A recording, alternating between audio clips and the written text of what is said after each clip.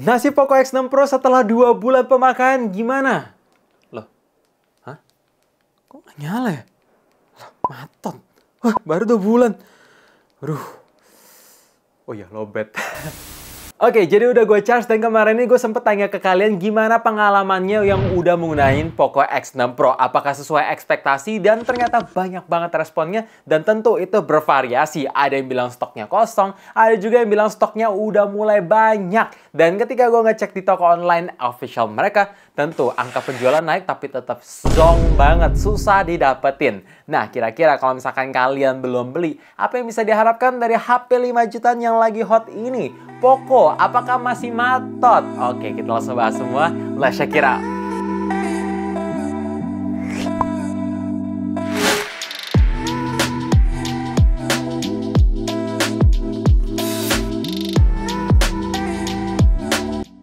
Dari segi software, akhirnya 2 bulan terakhir HP ini dapat update security patch ke bulan Februari. Iya, 1 kali update aja dengan total size 500 MB. Agak beda sama versi varian global yang kemarin gue review, dapat update ke security patch bulan Januari.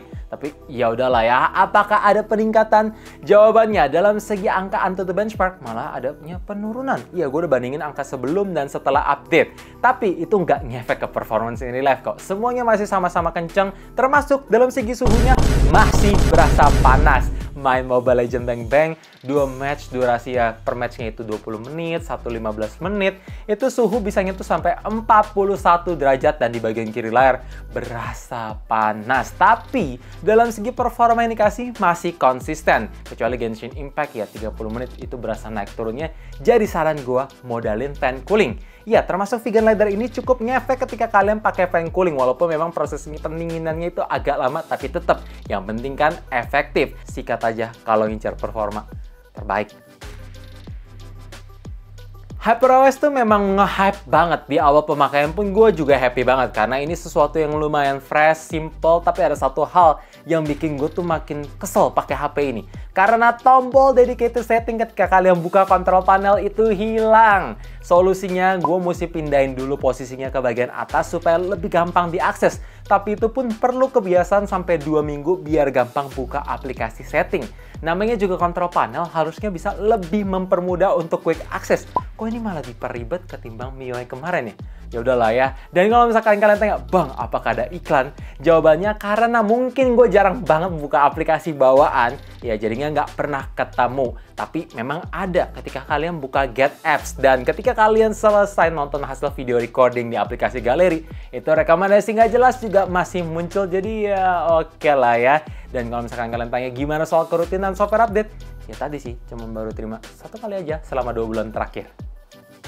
Bang, gimana setelah update software? Apakah hasil fotonya meningkat? Jawabannya enggak kok, masih sama aja. Dan memang ketika gue tanya ke kalian di forum kemarin itu, banyak yang bilang kameranya biasa. Benar, gue setuju. Bukan HP 4 juta dengan kamera terbaik, tapi mengingat ini HP Poco yang biasanya selalu mementingkan price to performance, jelas Poco X6 Pro punya kualitas kamera yang di atas ekspektasi gue. Walaupun memang videonya ini yang masih rasanya kurang. Masih berasa kedat-kedut terutama di resolusi 4K dan ya jitternya masih berasa walaupun ya udah gue pengen stabil banget tetap masih berasa. Gue berharap banget hasil videonya itu yang jauh berasa ke-optimize setelah lewat software update, tapi ya ternyata masih sama aja. Soal ketahanan baterai emang tergantung ke penggunaan masing-masing dari kalian. Tapi kali ini gue harus setuju dan sependapat sama kalian yang komen kalau Poco X6 Pro tuh boros banget. Iya, ini adalah baterai 5000 mAh dengan resolusi 1.5K terboros yang pernah gue coba dipakai main push rank Mobile Legends Bang Bang, bukan Genshin Impact. Iya, gamenya yang lebih rendah dengan settingan rata kanan, seluler datanya nggak dinyalain alias pakai koneksi WiFi, brightness-nya adaptif, speaker pun nggak dimentokin, paling cuma 20% aja. Mentok-mentok gue bisa dapat screen on time 3 jam 50 menit dan itu harus nge-charge. Walaupun memang kalau misalkan dipakai yang biasa aja entertainment, chatting-chatting bisa dapat screen on time mentok sampai 7 jam. Tapi gue yakin kalian beli HP ini tuh karena ngincer performanya otomatis dipakai untuk gaming. Satu-satunya yang bisa bikin gue bertahan pakai HP ini tuh kadang nge-charge-nya 67 watt. Kalau misalkan 33 watt, udah gue jual sih HP ini asli. Walaupun ya memang harus gue akuin optimalisasi antara HyperOS dan hardware yang tawarin tuh rasanya masih kurang. Jadi kayak power consumption-nya tuh kurang efisien. Mesti pinter-pinteran kita mainin refresh rate-nya diturunin ke 60 Hz, brightness-nya diadaptif, dan sebisa mungkin pakai koneksi WiFi biar lebih awet dan nyalain battery power saving mode kalau udah hit 20%. Apalagi kalau kalian lagi di luar kalau pengen lebih awet. Tapi ya gue berharap semoga next software update bisa lebih awet sih. Harusnya bisa kok. Yakin gue. Xiaomi 13T aja bisa.